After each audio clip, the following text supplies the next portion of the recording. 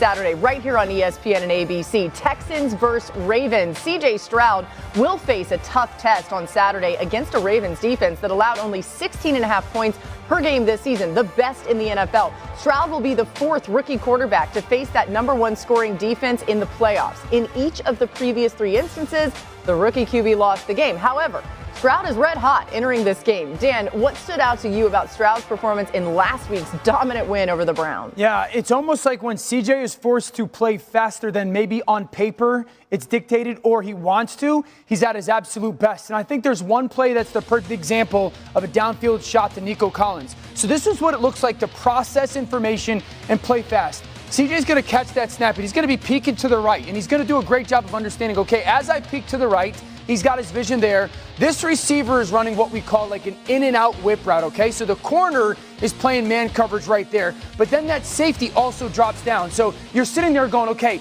I'm staring that way, and that's not a good option. So my eyes are going to come to that #2 spot. Now, that #2 spot is going to be this deep cross. Now, when he brings his eyes that way, he's going to realize, okay, that safety is going to play over the top. So, #1, not good. #2, not good. Process quickly to get to what could be that third option downfield, and Nico Collins on the go route. Now, this is what's great about CJ. As he snaps his head, see his head snap right there? He's ready to pull the trigger. But what happens is when he pulls his snap and looks at that #2, and he's going to get double teamed essentially, Jeremiah Owusu-Koramoah, that off-the-ball linebacker, is going to do something what we call trigger pressure. He's got that back in man-to-man coverage. If that back blocks, he becomes an extra blitzer. So not only does CJ have to get from 1 to 2 to 3 quickly, this is one of my favorite plays of his all season. When he gets to #3, he's going to have to make that decision to take that shot downfield, while Jock is basically splitting him in half. And the ability to process that information faster than you want to, and then get that ball downfield to Nico Collins, that's a rare combination of the mental talent to be able to get through #3 in the progression because the defense told you to, but then also make that big-time throw while getting hit.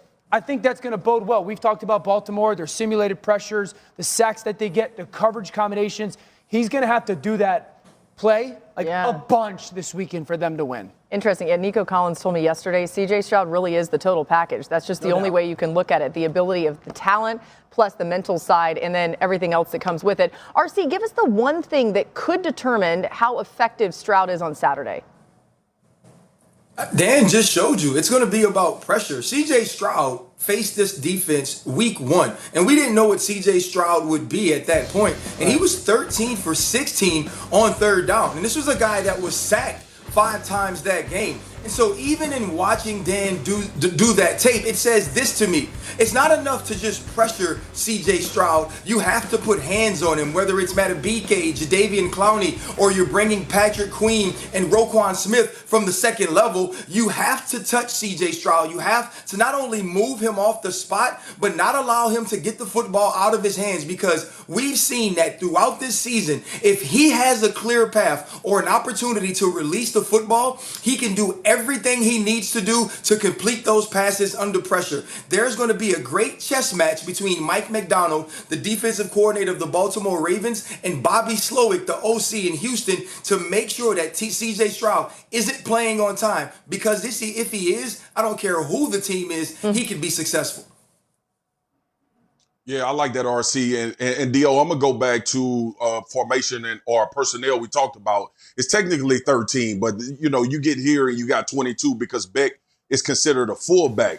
But when you look at C.J. Stroud and the protection that's needed, you look at his ability to process and push the ball down the field, and Brevin Jordan has become a godsend for these guys. But the ability to run the football and have this type of option off of the play-action pass is a huge thing, especially against Baltimore, who likes to bring linebackers, and obviously Kyle Hamilton coming down out of the backfield. This is one of those formations where I think you can even out and even settle your quarterback. Look, for all we've talked about with C.J. Stroud and how phenomenal he is, this is going to be M&T and Bank Stadium, and you got Lamar Jackson on the other side. There will be a different type of pressure on a rookie quarterback. Now, we've seen him handle everything that you could throw at him in the NFL. But I think the more you can get him in favorable situations and settle him, he can have a tremendous amount of success as well. And I think that's one of the personnel. Yeah, we just spoke to Lamar a little while ago in preparation for this game, and he was very adamant that he wanted to give C.J. Stroud a ton of credit. He said he's been amazed watching his rookie season.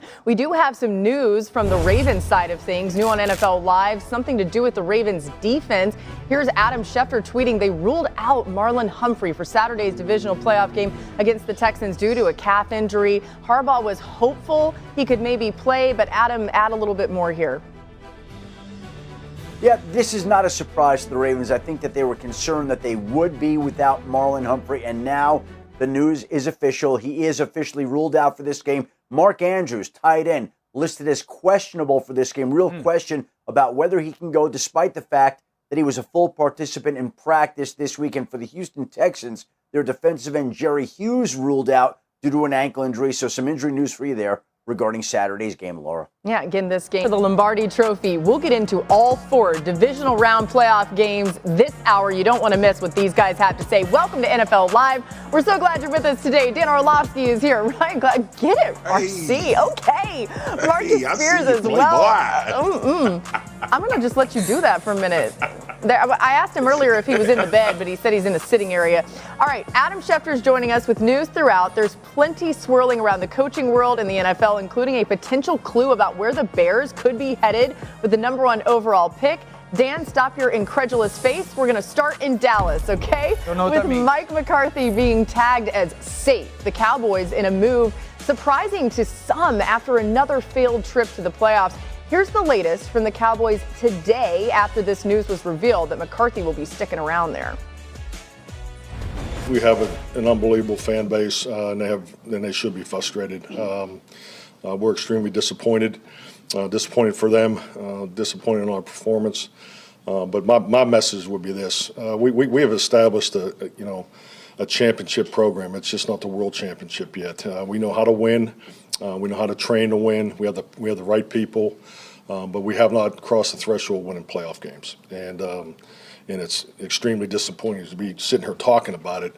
But I know how to win, and we will get over that threshold. I have total confidence in it, and that's why I'm standing here today.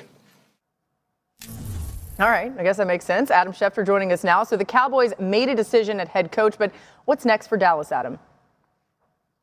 Fuller, they're going to have a whole host of questions and issues to face this offseason that's going to complicate their entire offseason. And we start with the fact that their defensive coordinator, Dan Quinn, is interviewing today for the head coaching jobs with the Washington Commanders and the Seattle Seahawks before talking Friday with the Los Angeles Chargers. He's already interviewed with the Titans and Panthers, so there are 5 teams that are interested in somebody who's played an integral role in Dallas in recent years. One of the key reasons for the success of that defense, even though that defense did struggle and underperform on Sunday in the playoff game. So they could be losing Dan Quinn. There are the contractual questions they'll face with their quarterback, Dak Prescott. There are new deals to give out to CeeDee Lamb and Micah Parsons, 2 of the best players at their positions in the respective sport.